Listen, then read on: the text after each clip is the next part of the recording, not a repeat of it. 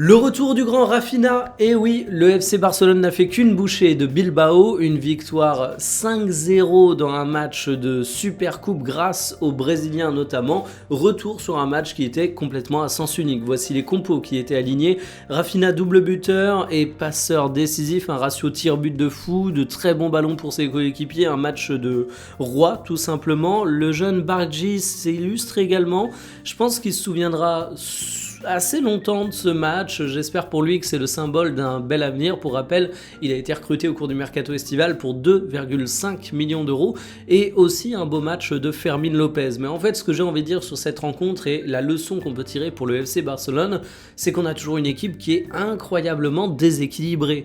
Quand tu regardes le score 5-0, tu te dis que tout a été au mieux dans le meilleur des mondes, mais en réalité, ok, tu as une surpuissance offensive, mais tu as encore eu un sujet défensif. Les statistiques de la rencontre nous montrent une possession outrageuse, 80% pour le Barça, mais ça n'a pas empêché tes adversaires d'avoir pas mal d'occasions.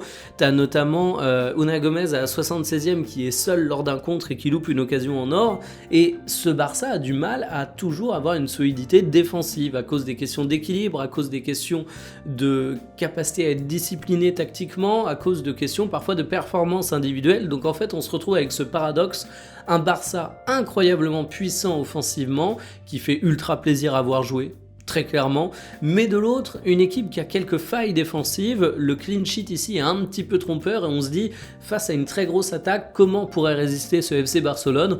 Au moins une chose est sûre, quand on est supporter du Barça, on s'ennuie pas, on a des gros scores, on a des beaux joueurs, on a du beau spectacle, donc on va essayer de voir le verre à moitié plein. Après tout, c'est un 5-0, ne faisons pas la fine bouche.